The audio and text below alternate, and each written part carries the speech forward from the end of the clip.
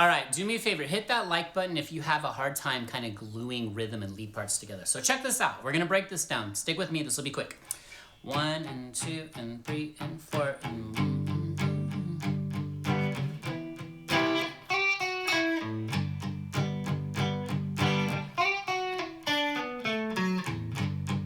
Okay, let's stop right there. We're gonna keep this really simple. Let's set up some rules for ourselves. Okay, first, we have two chords. We have G bar chord, E minor bar chord. We'll go back to point of view in just a minute and we're gonna break down the mechanics of this on a deeper level and then we're gonna wrap it up. Hopefully I can make this make sense. You guys have all been asking, so I'm trying to make sense of this for you. Okay, then constraint number 2, one rhythm. We just did downstroke eighth note. So we went 1 and 2 and 3 and 4 and 1 and 2 and 3 and 4 and, okay, the two chords, one rhythm. And then we took one tiny piece of it's inside of the E minor pentatonic that's right there by where the chord is, okay? I actually just did 4 notes. Well, I actually just did 3. I went, okay? There's a setup part that happens that's the most important part of this lesson. Okay, rule number 1, this hand obviously can't stop. I need you also, you gotta start looking at the guitar like a drum set. I'm learning drums now. I'm kind of transferring a lot of that over to this and back and forth. It's working, slowly but surely.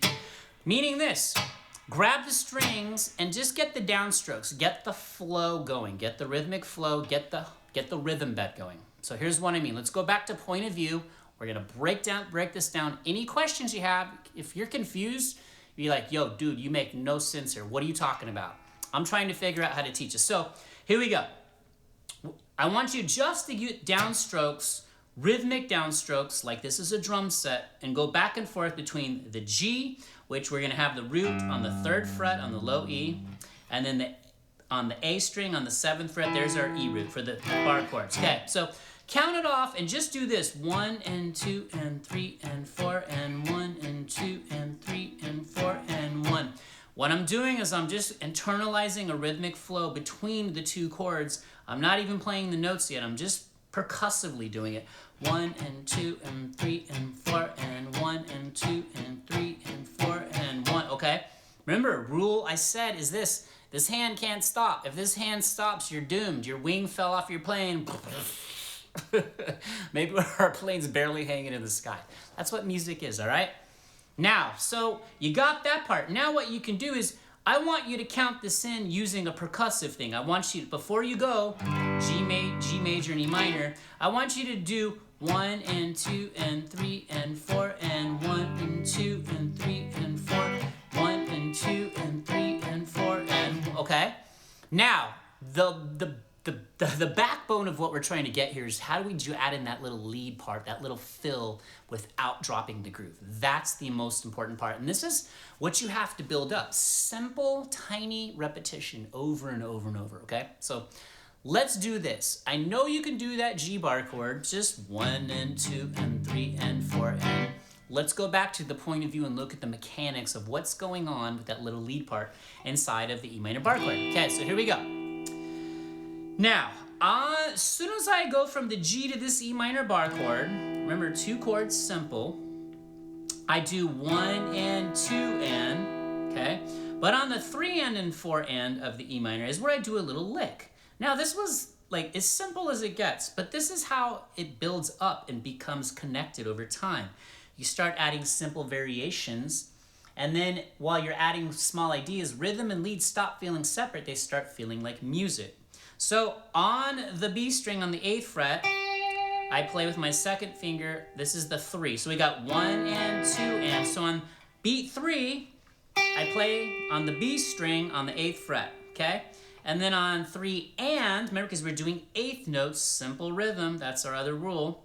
And, 3 and, okay, got that? So let's reverse it. 1 and 2 and 3 and. Now I actually slide into it. Don't do that yet, because I want you to start on 3 and, so 3 and 1 and 2 and 3 and, okay? Now get ready, here comes the most important part of this whole lesson or it falls apart. We hit 4 on the G string on the 9th fret, okay? 3 and 4, Okay, now here comes the part I'm talking about, because this is the whole setup. This is the mechanics. This is the part you don't see behind the scenes, okay? On the and of 4 is when I hit an upstroke, that percussive thing. It happens really fast, and that sets up the downbeat of the G on the next measure. So what I mean is this. Let me just start really slow, and if you're confused, drop a comment. I will respond. 1 and 2 and 3 and 4, up 3 and 4 and. It's hard for me to do it slow, okay?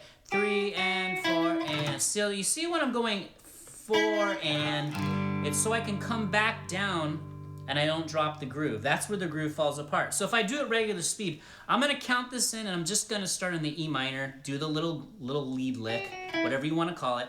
1 and 2 and 3 and 4 and 1 and 2 and 3 and 4 and 1 and 2. Okay, so before we finish this video, what you could do is you could just start on the E minor and see if you can nail that. Okay, let's go back to point of view and then wrap this up. So if I could go 1 and 2 and 3 and 4 and 1 and 2 and 3 and 4 and 1 and 2 and just keep the loop going if you get that. Okay. 1 and 2 and 3 and 4, 1 and 2 and 3 and 4 and 1 and 2 and 3. Keep it going. 1 and 2 and 3 and 4 and 1. Okay, that's enough. This is very simple, but it's kind of complex. So you see, it's going to take you a lot of practice. If you want, I'll just tell you real quick. We don't need to go back to point of view, but if you want, you could just count it off. You could go 1 and 2 and 3 and 4 and 1 and see 1 and 2 and 3, right? 1 and 2 and 3 and 4 and 1 and okay. It's all about these little tiny moves that happen in between the lines, outside the lines. That's jazz, I think. But that's what music is. That's where your like flow just starts to really kick in, and it takes guitar playing to the next level. All right.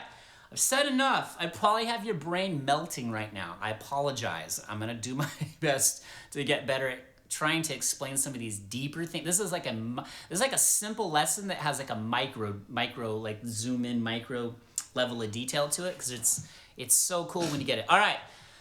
Whew, drop jellyfish or your favorite sea creature in the comments. Never stop, because only you can stop you. We'll keep this thing rolling. And check out some of these videos. Check out the podcast. New episode 3, Wednesday, 9 a.m. Mountain Standard Time. It's been amazing. If I found you from that, love having you. Team Jellyfish for the win. Peace.